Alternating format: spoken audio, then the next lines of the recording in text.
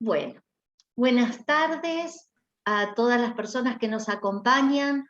Les damos la bienvenida desde la Coordinación General y la Coordinación Argentina de la Red Latinoamericana de Filosofía Medieval. Hoy, 18 de noviembre, Día Mundial de la Filosofía, la comunidad de estudiosas y estudiosos de la filosofía medieval compartiremos un nuevo evento, la realización del Coloquio Nacional 2021. Les comento que para poder grabar este encuentro, que hallarán posteriormente en la página de la red, el Zoom se corta cada 40 minutos. Volveremos a ingresar con el mismo enlace. Recuerden que el tiempo de exposición será entre 10 y 12 minutos.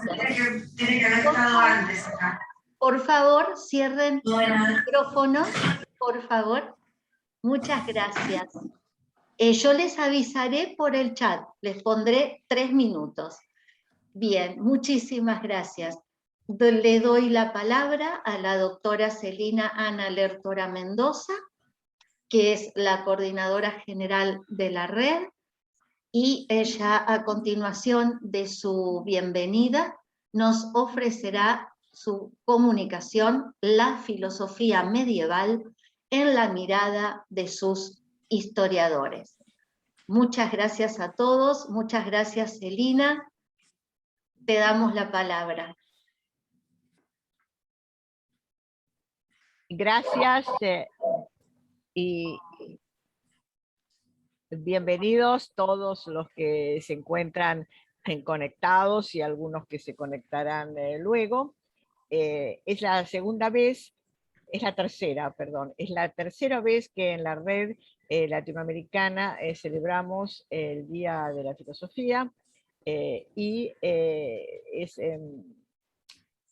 particularmente agradable para mí que lo hagamos desde la coordinación argentina, porque la doctora Susana Violante ha sido siempre muy activa en las ideas y en las propuestas, y a ella se debe precisamente el compromiso que asumió en el año 2017, o sea, ya hace 5 años, de realizar todos los años un coloquio nacional en Argentina. O sea, un coloquio que, si bien se organiza desde la Argentina, no tiene injerencia de la directiva general de la red en cuanto a su organización, solamente está auspiciado, pero la organización es parte de cada directiva nacional, y ella, como digo, se ha comprometido a hacer una vez por año un coloquio desde Argentina, y lo ha cumplido religiosamente. Este año, justamente en ocasión del Día de la Filosofía, ella ha querido transformar una idea que teníamos en la parte central de la directiva de celebrar el Día Mundial de la Filosofía desde la red en un coloquio nacional, pero indudablemente, como siempre pasa en nuestra red, se llama Coloquio Nacional porque está dirigido por un nacional concreto, en este caso Argentina, pero desde luego con participación de todos los miembros de la red o de amigos de la red que quieran participar de cualquier país. Esto no tiene ninguna limitación. Por lo tanto, realmente felicito a Susana y agradezco en nombre de la directiva que tengamos esta oportunidad de celebrar el Día de la Filosofía desde el Coloquio Nacional. En cuanto a las comunicaciones y las que se van a presentar, ya también veremos, como siempre hacemos, cómo se publicarán, porque es un deseo de la red de que los producidos de los coloquios nacionales sean también publicados dentro de nuestra editorial propia. Ya veremos en común con la directiva y con Susana cómo se podrá llevar a cabo esto, pero de cualquier manera es un anuncio que siempre hago porque es un compromiso que tiene la gestión general de la red de publicar todos los contenidos académicos y previamente evaluados, obviamente. Así como han sido evaluados también los resúmenes que hemos presentado. Bien, además, y para terminar esta breve introducción, quiero señalar que este va a ser probablemente el último acto social, diríamos así, de la red de este año, un año muy denso de trabajo con un congreso latinoamericano multitudinario, casi 1000 páginas de actas en letra pequeña, de modo que hemos trabajado mucho y además hubo una cantidad de encuentros virtuales, de modo que también este encuentro puede servir de cierre a las actividades académicas sin perjuicio de que, como también hacemos siempre, para la salutación de fin de año tendremos alguna reunión, pero en un tono más coloquial. Así que también este es un cierre que me parece magnífico, un broche de oro de una actividad muy intensa que hemos tenido en el 2021 y ya estamos preparando el 2022, cuando tendremos el intercongreso, pero además otra serie de actividades que nos pondremos de acuerdo para ir avanzando en la información. Es posible que antes de fin de año podamos, pero no lo quiero adelantar, podamos en la reunión final del año de despedida avanzar un nuevo proyecto encaminado y auspiciado y aceptado por la directiva para comenzar inmediatamente en enero del 2022. Bien. Esto era lo que quería comentarles como una introducción a este encuentro. En la convocatoria se habló, y nos pareció a todos muy bien, que en las ponencias, si bien tuvieran un tema concreto, medieval, como es obvio, tuvieran también algún aspecto que pudiera caracterizarse como autobiográfico o personalizado.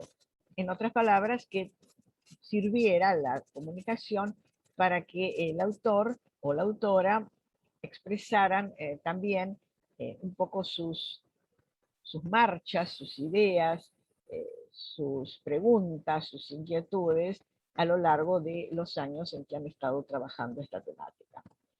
Siguiendo entonces con esta línea, yo les quiero presentar este tema de la filosofía medieval en la mirada de sus historiadores. Yo fui profesora de filosofía medieval hasta que me jubilé, casi unos 20 años, y uno de los problemas que uno suele tener al enseñar a alumnos que son de segundo año, o sea, que no tienen una gran formación filosófica todavía, y mucho menos una percepción personalizada de la importancia de los estudios de historia de la filosofía. Recién la comienzan a cursar. Entonces, uno de los problemas de los alumnos es cómo caracterizar claramente cada uno de los periodos, el periodo antiguo, el medieval, el moderno y el contemporáneo. Cuando uno llega a la filosofía medieval, se topa con esta dificultad.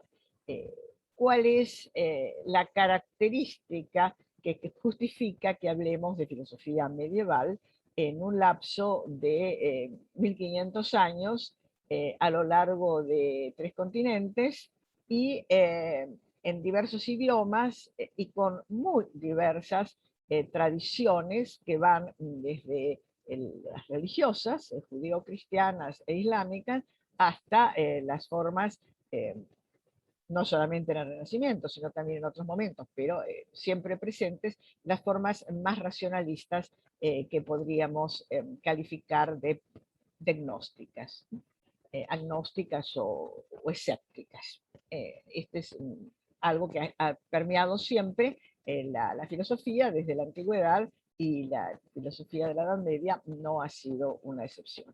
Pero además, la filosofía de la Edad Media tiene otra problemática no menor, y es que, a diferencia de los otros casos, se trata de una filosofía muy imbricada en la teología, muy comprometida con valores religiosos muy respetables, pero no filosóficos en sí mismos, y que además, eh, como si esto no fuera poco, está elaborada en textos que no son de filosofía, sino de teología, y por autores que más que filósofos son teólogos, o son ambas cosas, pero que si uno les preguntara cómo se caracterizan, y ellos mismos lo hacen, se caracterizan como teólogos. Entonces, este mix hace que, como lo ha reconocido Gilson muy claramente, en realidad la filosofía medieval sea una reconstrucción.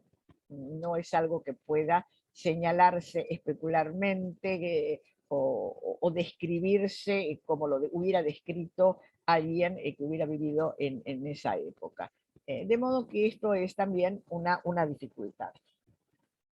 Entonces, creo que la mejor manera de abordar una situación como esta es el sinceramiento de reconocer que no hay una sola mirada acerca de la filosofía medieval, así como tampoco hay una sola mirada acerca del medioevo mismo. Los alumnos deben, de alguna manera, hacerse cargo de esta realidad desde el comienzo, desde el primer día de clase. Es por eso que cuando yo hice mi programas y también en mi manual de filosofía medieval, la primera parte, como caracterización de la filosofía medieval, aborda estos problemas. Y aunque esto es muy antiguo, estos textos o estas ideas tienen más de 20 años, sin embargo creo que siguen siendo válidas, y también creo que las ideas pequeñas y modestas ideas que quiero aportar pueden llevarnos a una manera de ver la filosofía medieval que no sea reduccionista, porque uno de los problemas que también yo observo en la mirada de los historiadores es una tendencia al reduccionismo, en un sentido o en otro, ¿no? De modo que esta es la idea que quiero transmitir, y voy a partir de una primera afirmación, que las ideas acerca de la filosofía medieval están conectadas, aunque no necesariamente, pero sí en los hechos, en la praxis histórica, con las ideas que los historiadores en general tienen del medioevo en general. Es muy difícil pensar que quien considera la Edad Media una etapa oscura le va a reconocer a su filosofía un gran valor. De modo que hay una conexión bastante significativa entre las miradas que los historiadores generales han tenido sobre la Edad Media y las miradas que los historiadores de la filosofía han tenido sobre la filosofía, a veces, paradojalmente, justamente para oponerse a las miradas generales de los historiadores. Bien, la filosofía medieval, como parte de la cultura general de la Edad Media, podría ser vista con los caracteres o las maneras o las visiones que han tenido los historiadores acerca de la Edad Media. Yo a estas visiones las llamo imágenes, porque en la mayor parte de los casos no se trata de construcciones muy sólidas desde el punto de vista teórico, sino más bien de modos de ver la Edad Media, modos de verla a modo de imagen, ¿no es cierto? La primera, la más tradicional y la que de alguna manera en nuestra cultura todavía sobrevive, es la que la considero una época oscura. Nacida en las épocas racionalistas y sobre todo a partir de la segunda mitad del siglo XVIII, la Edad Media vista como una época oscura significa desde el punto de vista del pensamiento que lo que ha producido ha sido una forma decadente, oscurecida, de ahí un poco también la palabra, de la producción anterior de la antigüedad y previa a un resurgimiento, que por eso se llama renacimiento, de la gran cultura clásica. Esta imagen, aunque ya no la sostiene nadie de esta manera, sin embargo, sigue estando en nuestra cultura. Cuando alguien quiere referirse a una persona que tiene ideas atrasadas, o estrambóticas, o tremegundas, se dice, ah, es un medieval. O sea, en la cultura media resulta mucho más difícil eh, salir de esta imagen de oscuridad que durante muchos decenios ha sido la tónica con la cual hemos visto este periodo. En un sentido mucho más correcto y por supuesto ya tematizado, en la Edad Media se ha considerado una etapa intermedia, valga la redundancia. ¿Por qué una etapa intermedia? Bueno, una etapa intermedia entre dos etapas que de alguna manera tienen una entidad suficiente como para determinar un tercer quid, lo que no es ni una cosa ni otra, pero está en tránsito a hacerla. Esta idea de la edad intermedia, que Voltaire y algunos otros iluministas consideraron como que se podía tranquilamente omitir, pasar del primer tiempo al segundo sin ningún intermediario, tampoco desde este punto de vista se sostiene. Pero sí, y esto me parece muy importante, ha servido para que algunos historiadores de la cultura, pero sobre todo de la ciencia y de la imagen del mundo, vieran que este periodo que llamamos intermedio, en realidad puede considerarse un periodo de pasaje en que se ponen en crisis los antiguos modos o imágenes del mundo y del universo propios de la antigüedad para llegar a la modernidad. En otras palabras, que lejos de ser una etapa que se podría saltear, es una etapa esencial para entender la modernidad. Alexandre Coiré, un gran historiador francés, ha sido justamente el que ha señalado que lo más importante que se podría pensar como cambio del imaginario humano, tanto con respecto al hombre como con respecto al universo, es precisamente el pasaje del mundo cerrado al universo infinito.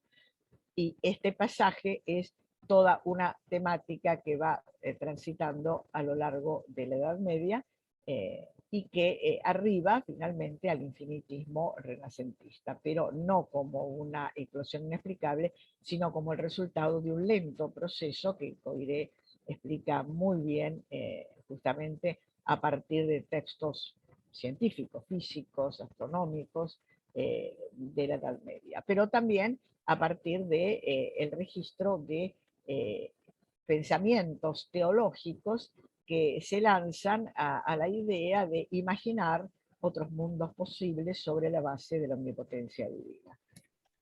Perdón, Celina, 3 minutos. Bueno, un tercer momento es el del encuentro de culturas. Yo creo que este es muy interesante porque justamente en la Edad Media, en Europa, se dieron estos encuentros culturales, algunas veces fueron violentos y otras veces no tanto, pero que uno puede considerar como el humus, la matriz de donde surge verdaderamente la cultura moderna europea. Sobre la base de esto, yo creo que podemos entonces rápidamente explicar por qué existen, yo diría, 3 o 4 posiciones muy básicas acerca de la filosofía medieval. La filosofía medieval ha sido vista por algunos, sobre la base de esto que he señalado de la etapa intermedia, como el núcleo de la filosofía perennis propio de la modernidad. Por otros, un poco más fuertemente, no solo como el núcleo, sino también como contenidos esenciales a la filosofía, como la metafísica, la antropología, la lógica, etc. Y en tercer lugar, y esta es un poco la tradición clásica de los historiadores escolásticos, que muy bien representada por Gilson, por ejemplo, que consideran que es como el culmen de la filosofía y que en realidad tenemos que volver a esa Edad Media brillante del siglo XIII, XIV, para recuperar lo más prístino del saber filosófico. Esta es una lectura que de alguna manera convive con el cierto etnocentrismo, que ha sido muy cuestionada por Landelibera y su famosa idea de la traslatio studiorum. Landelibera se ocupa especialmente de cuestionar esta mirada etnocéntrica que niega la importancia de otras culturas intermedias en la transmisión del pensamiento griego, que ha sido decisivo para la formación de ese núcleo que algunos autores consideran tan esencial y básico y sobre todo lo mejor de la filosofía en términos absolutos. Yo creo que indudablemente Alain de Libera tiene razón. De hecho, hoy su idea de la traslatio es reconocida, es estándar, pero también pienso que hay en ella un poco de reduccionismo. O sea, ha privilegiado la traslatio por sobre la creatividad específica de aquellos que recibieron esos resultados de la filosofía griega mediados por la filosofía siríaca y la árabe. Y me parece que este es el punto en el que los historiadores actuales de la filosofía medieval, y con esto voy terminando, tenemos que poner el acento. Es decir, que la traslatio existe porque la vida humana, la mente humana es así, existe en las ciencias, existe en la filosofía, existe en las costumbres, existe en las religiones, de modo que partir de la idea de que nada se hace desde cero en un lugar determinado y allí se construye todo, es un error y por lo tanto hay que admitir la traslatio.